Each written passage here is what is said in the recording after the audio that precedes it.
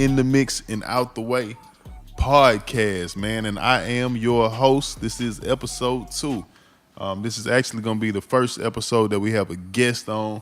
I'm very excited about it. I got my co-host in the building, C-Rob. What's up? What's going on? Midwest in Effect. Yes, sir. Yes, sir. And our first guest is a guest that's real close to me, and the history behind us is real interesting. He's one of the best engineers that I know. Somebody that I look up to. Legend. Legend. Audio king. Yeah. You know. I totally agree. You know, when you mention music and Houston and mixing, this name is definitely a name that is going to come up, even on production.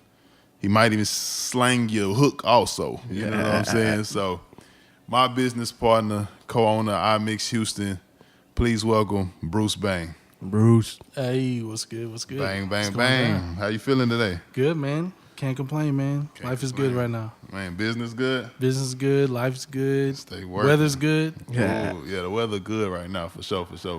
Yeah. Man, I just want to start it off and tell people a little bit about who you are, what you do, and then we'll get into more of the history after that. You know what I'm saying? You can list some credits or whatever. Just Cool. So yeah, Bruce Bang, co-founder of iMix Houston in Houston, Texas. Yes, sir. Been producing, engineering, songwriting for a little over 20 years. 20 piece. Professionally. Yes, sir. As in getting paid for it. Man, work with everybody from Paul Wall, Zero, Miguel, Baby Bash, to George Clinton, Kelly Rowland. Wait. You said George Clinton. George Clinton, Wait, oh yeah. Did you say like Funkadelic? Yeah, like Spark It Up in the Booth, George Clinton. Like Parliament, like Don't Take the Bath? Yep. Golly. Who else? So it's crazy because I worked with all the Ghetto Boys separately.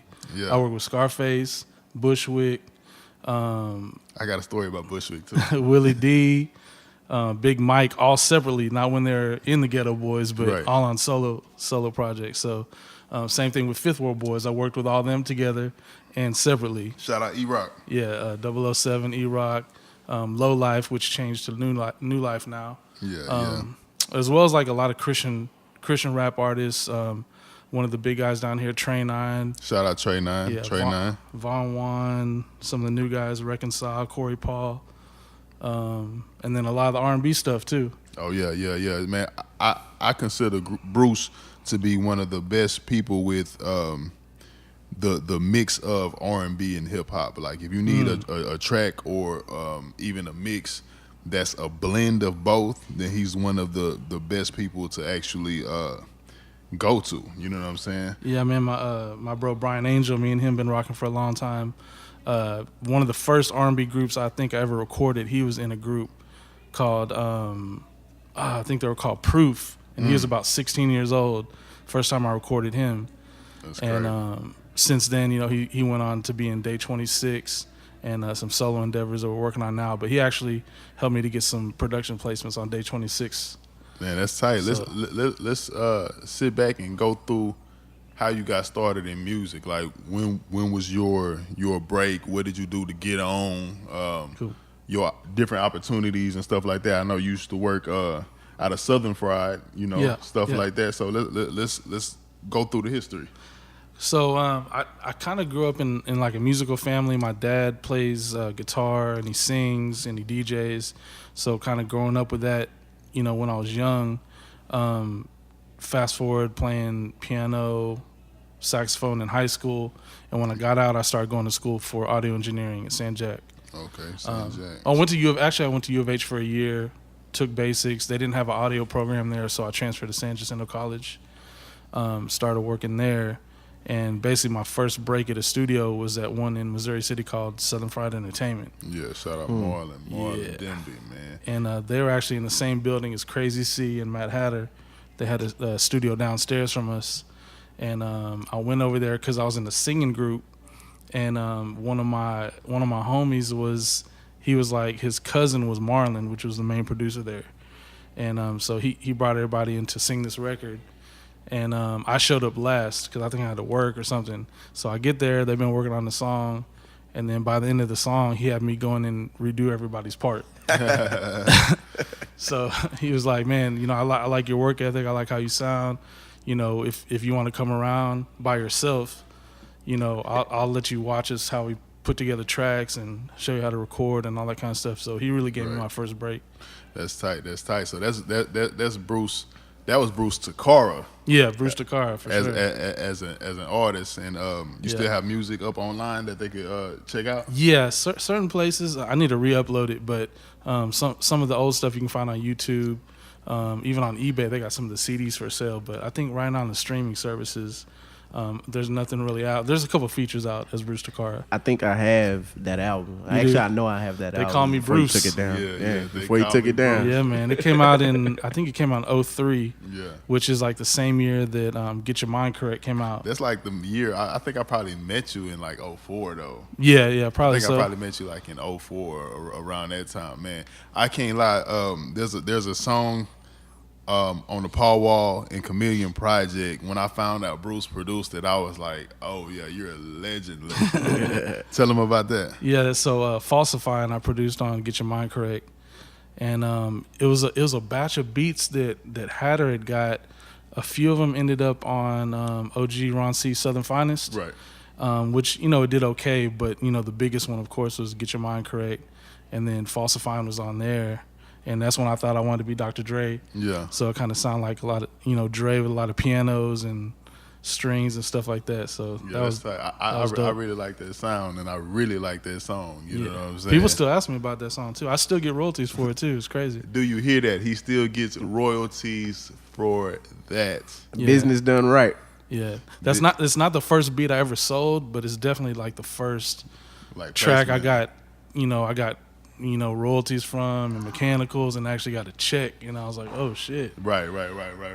Same thing. Like when I heard that, I was just like, "Whoa, Bruce, you don't know. You've been kind of like a part of my life. You know what I'm saying? Already. So like, man, let's get into how me and you met. Like I used to rap. You know what I'm saying? Yep, So yep. Bruce used to work at a studio called Studio in the Heights, and I used to come get studio time from Bruce. You know what I'm saying? Yeah. That's how I met Bruce. And then everybody I was in the studio with, every time we would go to the studio, they'd be like, hey, Steve-O know how to record. You know what I'm saying? Steve-O do this, Steve-O do that.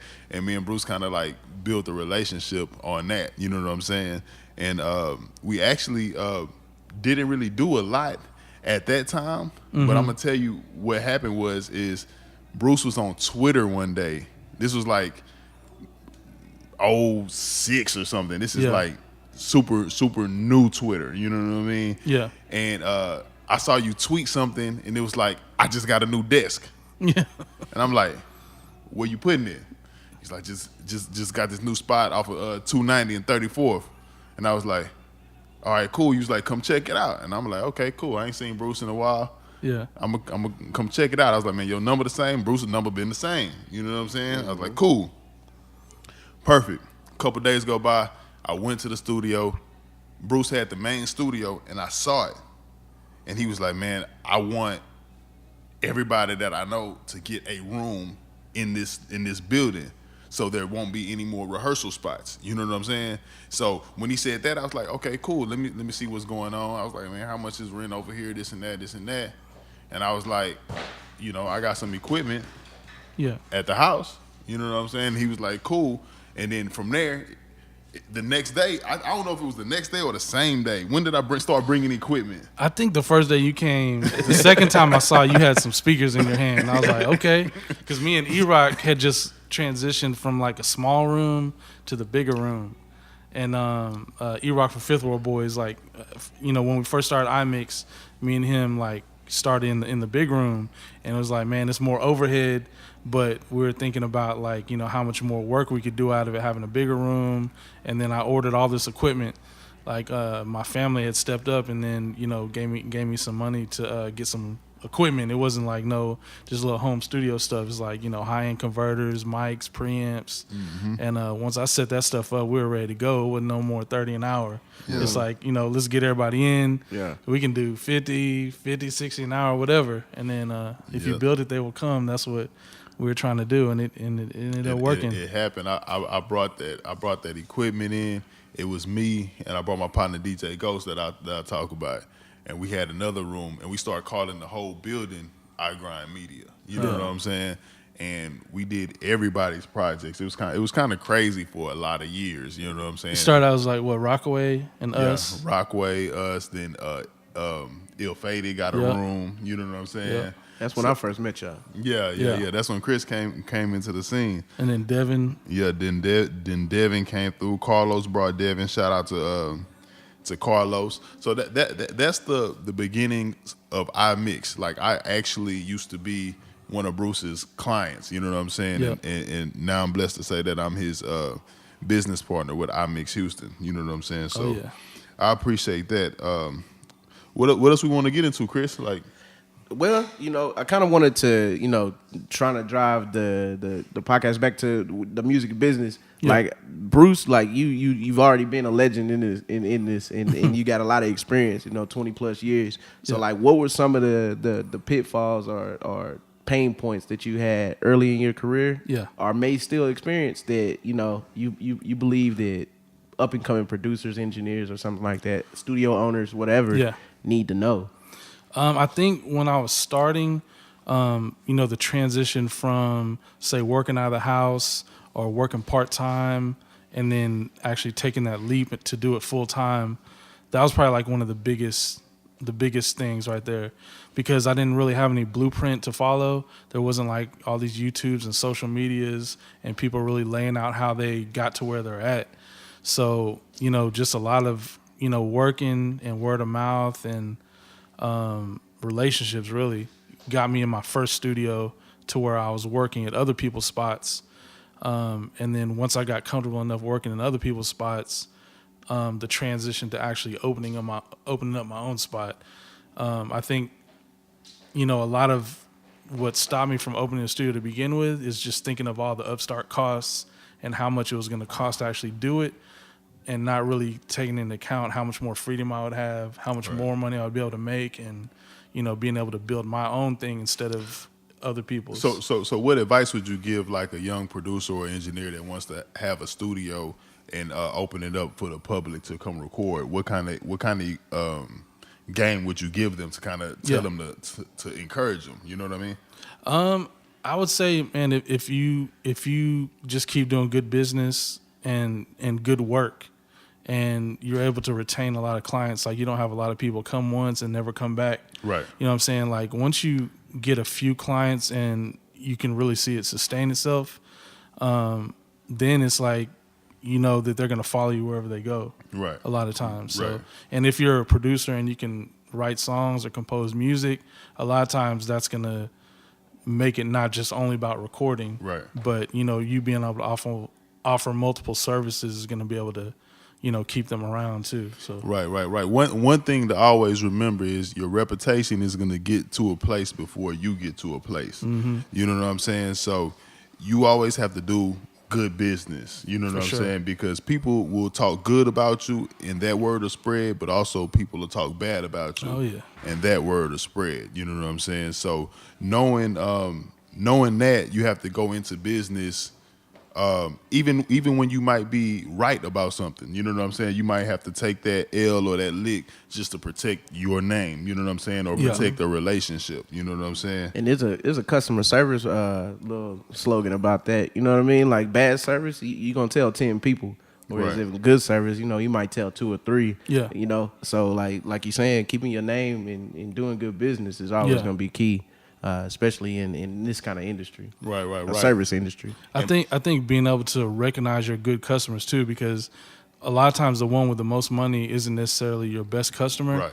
Because a lot of times people with a lot of money, they feel entitled to certain things and might try to treat you a certain way. But when you get like really genuine clients, they're gonna bring you good business. Like, they're gonna bring you more clients. Yeah, they're gonna refer people. Gonna treat you the same way.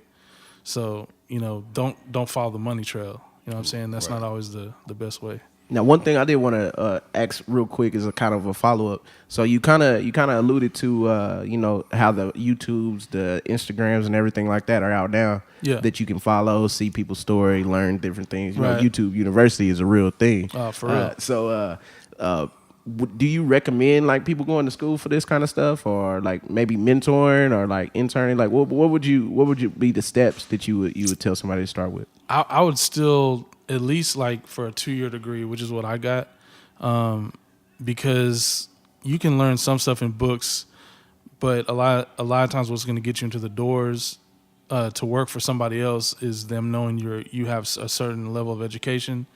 So knowing like the terms and like just a certain etiquette is stuff I learned in school. So there wasn't any question about that if I started working at another studio. So nobody's gonna really want to hire you or work with you if you don't know anything. You know what I'm saying? Right. So at least have the basics down. So school is always good. A mentorship is always good to have. You know what I'm saying? So you could have tools in your toolkit already before you go somewhere and already try to start just building. You know what I mean? So that's kind of what I suggest. And you got to be willing to do the grunt work, the stuff that nobody else wants to do. You know what I'm saying? Because that's one way that you always have work is if you do the stuff that nobody else wants to do. Yeah, and even just my personality. Period. I'm the type that, even if I'm going to hire somebody to do something, I'm going to learn how to do it myself first, just because I want to be educated about the process. So when I got into doing, music videos and, I would try to find out information about cameras and how to operate them, and ended up buying my own and doing that for a little bit too. But everything from building computers to mixing, I've learned by trying to, find out the process myself. Hands on. That's a hands-on process. C-Rob, what we at? What you got for us? You know what I'm saying? Well, Bruce, I kind of wanted to also get into what is important is like as far as marketing, because I've been seeing you had a viral post that kind of went viral about the MMA, the Music Monetization Act. Oh yeah, that was kind of good, but like that kind of like springboarded your marketing campaign as far as like being a producer and engineering. Like what kind of details are things can you give some kind of pointers on somebody trying to build their name, build their rep, because everybody's not having that long of career into it yet. I would say that was like probably one of my first few posts that went viral, because I haven't really had a lot, and then viral for me isn't even really that big, but just compared to like all my other posts what I've done, and I think the difference with that is like it's something that as soon as I seen the article about the appeal that those companies made about the royalty raise, it made me feel a certain way immediately. And I think because you're a producer, because I'm a producer, right? And I'm like, yo, I've been paying Spotify membership for 2 years. Right. They've been taking my money, and now they're tripping about paying us out. So real quick, just to give a little overcap for those that don't know what the Music Monetization Act is.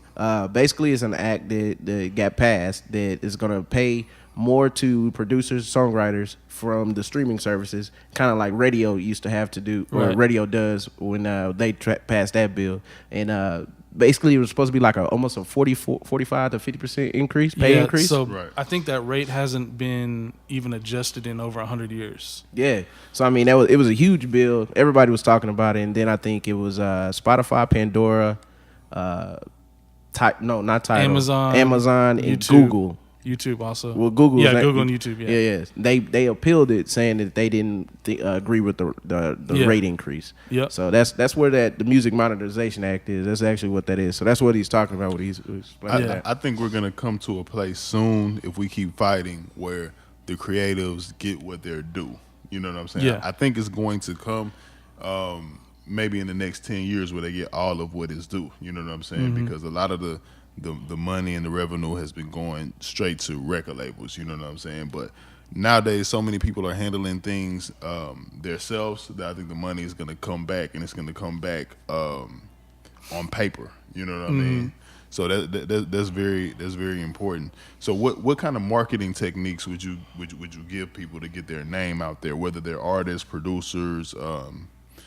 engineers. Going back to what he said, so like on that post, I think the reason why it ended up going viral. So when I read that article, I felt a certain way immediately. Mm-hmm. And in the past, I would have just been like, damn, that's fucked up. And then, just kind of kept it to myself. Right. But like right in that moment, I was like, nah, I'm going to cancel my shit like right now. And I just started videoing it and doing it right then. So I think, trying to, hold my tongue about it, and that would have, and then also like once I posted that post, I seen a lot of other big artists and producers kind of post like similar type things. I can't lie. When you posted that, I was on my page, and one of my producers, my producer homies, from LA, Yeah. you know what I'm saying, that's out there in LA, reposted you, and I'm like, I know Bruce don't know him. You know what I'm saying? Yeah. So I'm like, oh, what is going on? I'm Yeah, like, it was oh crazy. shit, you know what I'm saying? Yep. So I knew that at that point you reached some kind of viral state. You know Yeah. what I'm saying? That's the nerve. Yeah. Yep. You definitely touched the nerve with that. You wouldn't even probably imagine how many people follow suit. You know what I'm saying? And did the exact same thing. Yeah, I saw a lot of people repost it, like different blogs, and some people I knew, some people I didn't know, and Right. people out of state, all kinds of stuff, radio stations. It was wild, but just going back to like, having content that resonates really, with you. There's a lot of people are going to feel the certain way, the same way. So, right. Speaking of content, in the last episode I mentioned how we did I Grind Media, the website, when it was like a blog. Mm-hmm. You know what I'm saying? And as a studio right now, I Mix Houston, we really haven't done any promotion in probably 6 years? Yeah. Probably about 6 years. But when we had the other location, we were doing igrindmedia.com, and it was a blog. Yeah. We would post everybody from Houston, stuff, yeah. whether they recorded with us or not. You know what I'm Yeah. saying? Videos, songs, everything. Like at one point we had interns that came to the studio every day and just posted stuff on iGrind Media. You know what I'm saying? So it was a source for Houston music. Yeah. You know what I'm saying? And that's how we got a lot of our names. You know what I'm saying? Because it was people would go to the website and they would say, oh, they had iMix Houston. They had iMix Houston. Yeah. You know what I'm saying? And then past that, we also did hard flyers. You know what I'm saying? This was probably right before flyers went out. You know what I'm saying? We had real flyers that we would pass out. You know what I'm saying? And we would do mixtapes. We would do all types of things, including hooking up artists and producers with other artists and producers. You know what I'm saying? To actually build their name and their reputation. You know what I'm saying? Because like one thing about us at iMix, we're always trying to put people together to make the best music and to do things that make sense. You know what I'm saying? Like Bruce always calls me and he'll be like, man, I'm working with an artist that's dope, man. I think they'll sound good with such and such, or man, just check this out, tell me what you think. You know what I'm saying? So it's all about building and it's all about relationships. You know what I'm saying? Even Chris will tell me, hey, sit down, let you hear this record. You know what I'm saying? Yeah. So when you come to iMix, what's the difference with coming to iMix than going to any other studio in Houston? I think mainly I was thinking about this today. So like iMix is really dope because the team here, what's different between us and other studios is we have like, say, Track Sounds, he produces, but he's also shout out to Track Garrett. But he's also a tour DJ. You know what I'm saying? So him having that experience and those connections might be able to help you in a certain way. Steve-O, him being like a music director on tour. Yeah. Tour management. Tour like management. That alongside what he does is A&R, his business relationships, his engineering skills and stuff like that. I ain't even told him about no A&R stuff. You just broke him off. I ain't even told him none of that yet. You know what I'm saying? And then Chris, and then he has his own independent label, so he might have been through a lot of different things that you might about to be going through as an artist that you can find out whether it's registering songs. In other words, it's a lot of knowledge at iMix Houston. Exactly. You know what I'm saying? And at the end of the day, it's more than just recording. It's more than just recording. It's more than just a business, but we actually want to see people win. Yeah, you know what I'm exactly. saying? the more people win that come out of the studio and they have relationships with us, the more that everybody can win and the more that Houston can win. You know what I'm saying? So that's how it works. So we're never in competition with any studios at all. Yeah. You know what I'm saying? We only compete with ourselves, like me and Bruce, even Chris. Chris runs sessions at Wire Road. I run at Wire Road. Yeah. I run sessions at Oracle. We run sessions everywhere. You know I what run I'm it saying? any and everywhere they paying. Anywhere they paying. If you got that moolah, I pulled up to somebody's house on the show north up. side not too long ago. And you know Bruce don't go to the north side. For sure. So just saying that, man, like we are actually a team that has a vibe and a glue to it, you know what I'm saying, with a purpose. You know what I'm saying? Like we're really trying to make each other better in every single kind of way. You know what I'm saying? So that's what I gotta say about that. Speaking of it, man, we got Garrett in the building. Track Sounds, what's up? Man? Hey, track. We live record, man. I need you to answer this question, man. Will you come on the podcast? I need the invitation. You got the invitation. Y'all heard it first, man. Garrett Track Sounds Brown. It's gonna be on the podcast, man. Drinking brown. For sure. But anyway, Chris, what you got? What else you got for us? Anything you wanna go over?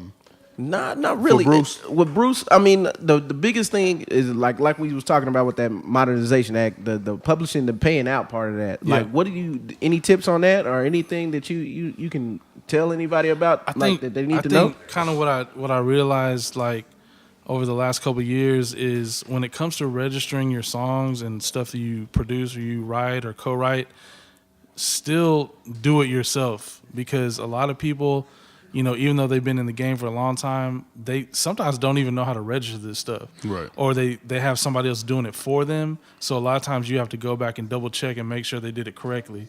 So, you know, when it comes to registering songs, all that stuff, make sure you double check.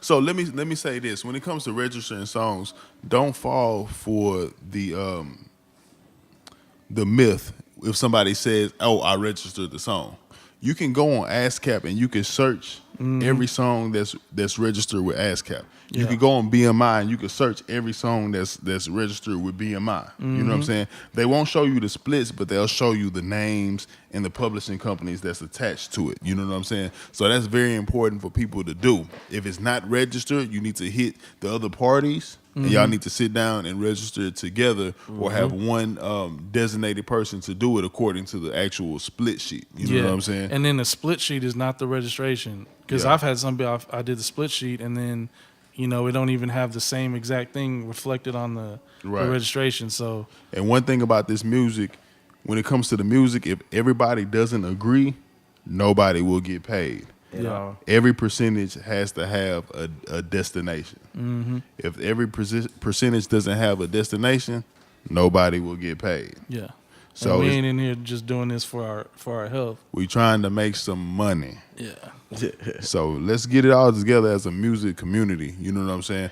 I'm always here to help artists and to inform artists and give them knowledge. You know what I'm saying? I know Bruce is here for the same. You know what I'm saying? So And I think Houston, it has that in them. You know, just me from moving down here. You know, I think Houston could be a really formidable music business town. You know, I think we just got to get the infrastructure right. I know there's music business here. I'm not saying that there's not people that have done it before or doing it now, but like to get to the LAs, to the New Yorks, the Atlantas. yeah, I think we could get there. I think we just have to do business and not be afraid of doing business. You know what I'm Exactly. saying? A lot of people get scared of contracts. A lot of people get scared of certain things. You know what I'm saying? That you shouldn't be scared of, because a contract is actually what's going to guarantee you to get paid. You know what I'm saying? So don't get scared of it. And it shows your professionalism. So it shows that you really doing this as a business, not a hobby. Right. For sure. So, man, let me shout out the team real quick. The camera team, we got Lil Justin, we got KP, and that's at Lil Justin. It's underscore Lil Justin? At underscore Lil Justin, at made.kp. You know what I'm saying? Bruce, you want to give your Instagram? Yeah, so you can follow me at iMixBruceBang on Instagram and Twitter. My website is brucebang.com, and it has links to everything and anything you'd want to know about me. And the studio is imixhouston.com. IMixHouston.com, yeah. IMixHouston.com for sure. And of course, my Instagram is at BlackcardStevo. You know what I'm saying? BlackCardSteveo. You know what I'm saying? So definitely check us out, like and subscribe to this channel. You know what I'm saying? The In the Mix and Out the Way podcast. We appreciate y'all checking us out. We hope we provided some kind of balance or some kind of knowledge, you know what I'm saying, and information. And I hope you learned something about Bruce as far as his background and where he came from, you know what I'm saying, so you can know who you're working with when you're in the studio, you know what I'm saying. Exactly. Sure. Make sure y'all follow us on Instagram, because remember we said we was gonna let you drop those questions so we can answer all those anything that we do, any questions that you do have from listening to any of the episodes. It's stay at ITMOTW. So it's STAY period ITMOTW, and that's stay in the mix and out the way. You know what I'm saying? You could follow it, send your questions, and we could go from there. Bruce, anything else that you kind of want to say? I got something to say, because me and Box Raphael was talking earlier. He sent me a text, so I kind of want to bring that up today. Okay. Shoot, man, just follow me. Be on the lookout. I got a lot of projects I'm working on right now with Tanya Nolan, Entourage Records. A lot of music coming out, man. I'm excited. So y'all be on the lookout for that. My question is, so Raphael texted me earlier, and he said, why do we accept people rapping off beat in the hip hop culture, and we don't accept people singing off beat? Man. He said, why is Blueface accepted, and why, if Beyonce sung off key, she would be shamed? I don't know. See, I have an opinion on that. Come on, Chris. So come on with it. I don't think singing off key. I think singing off key was accepted first, if you think about it. So think about this: you got the She Bang dude. You had Ice JJ Fish. Oh, now yeah. these dudes wasn't on charts. Now listen, hold on before you. Come on, you about these to start it. These dudes wasn't on charts, but they was accepted. They made money. They did shows. They did all kind of stuff, and they couldn't sing a lick, right?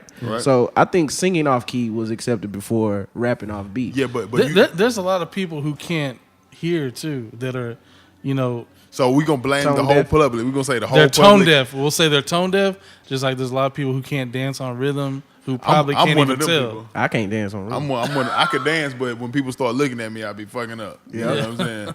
But I will say this. This is what I told Raphael, and let me see if you agree.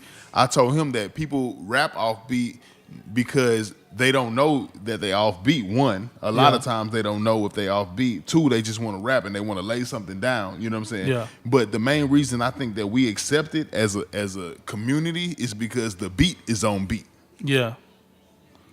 That's true. The artist is off, but the beat is on beat. But see, the other part of that I feel like, man, I feel like it's all stylistic, man, and it's all opinionated. You can't tell me that just because I hear it this way and I'm rapping to the hi-hat you got in the background and you want me to rap to the snares in between the kicks and shit. Right now, you can't tell me that I'm off beat. But there's one thing that I know for sure, and that's is if I made a beat and it was off beat, no matter what, it's gonna be a problem. Everybody's gonna say something. What is an offbeat beat? An offbeat beat is it's off. It's just off. You know, How do you make an offbeat you got beat? you got the 1 and the 3, you got the 2 and the 4. You know what I'm saying? I'm saying it's off. Yeah. I can show you how to make an offbeat beat. So we can do that next You know what I'm podcast. But I'm saying as long as the music is right, nowadays people tend to rock with it. That's what I'm saying. People tend to rock with it as long as the music is right. Now, if you're singing and you're way off key, yeah, we have auto tune and stuff like that. But I haven't seen a way off key person hit the charts. Not hit the charts, no. You know what I'm saying? But I think we in a special time with rap. You've seen the offbeat person hit the charts. But see, that's different though. It's different times. I guarantee you, if you was rapping off beat when rap wasn't as popular as in pop culture like what it is right now, you wouldn't have been nowhere either. You know what I'm saying? Look what they did to Silk the Shocker, and he was on the beat and then he was off. You know what I'm saying? That's exactly what I'm saying. I had the same dilemma back then. I was trying to tell my partners, like, nah, he ran off beat. I can't listen to it. Like, nah, it's jamming. I'm like, man, y'all crazy. And that's what I'm saying though, and that's exactly what I'm saying. Back in the day when they was hip hop, hip it, if you was off beat back then, you know what I'm saying, you wasn't gonna make it at all. So I feel, like I said, I feel like singing off key was accepted first, and you can't say what's off beat and what's not on beat. I hear the beat different from you. Right. But a beat is a beat. You can't argue. You can't argue with a BPM. You have a hell of an argument. True. You know what I'm saying? True. But one last thing, Bruce, before we get out, I know you said you still get checks off falsifying. So just explain how important it is for a artist or a producer to own their situation, you know what I'm saying, so they can get paid for forever, basically. You know what I'm saying? Yeah, so I mean, unless you sign some paperwork giving away your rights to your publishing, you own your rights if you composed or you wrote some lyrics. Right. So making sure you're actually signed up to receive those royalties, you need to make sure you're a member of a PRO organization, which is either ASCAP, BMI, or CSAC. Yeah. But ASCAP and BMI are the main ones. As a new songwriter or producer, you can actually, apply for it. So own your stuff, man, and watch what you sign. Make sure you get a lawyer, you know what I'm saying? So that's what it's all about, man. I hope y'all learned something today. The episodes are going to continue to get more interesting, and we got confirmation that we're going to have track sounds on upcoming episodes. So I'm really I'm waiting on that. You know what I'm saying? That's going to be interesting because that's an interesting man. You know what I'm saying? C-Rob, anything you got to say? Not really. I'm pretty good, man. Man, say your Instagram, man. Come on. It's at CROB_317. For sure, man. And until next time, man, you always got to remember, stay in the mix and out the way. And also, one more thing, man. Every shut-eye ain't sleep, and every goodbye ain't gone. And sleep is expensive. Sleep is expensive. Make sure you earn it. Yeah. Yes, sir. I Mix Houston, man. Bruce banging this thing. Blackcard, Steve-O, C-Rob, man. This was the In the Mix and Out the Way podcast. We appreciate y'all joining. This is the In the Mix and Out the Way podcast. Oh, I like how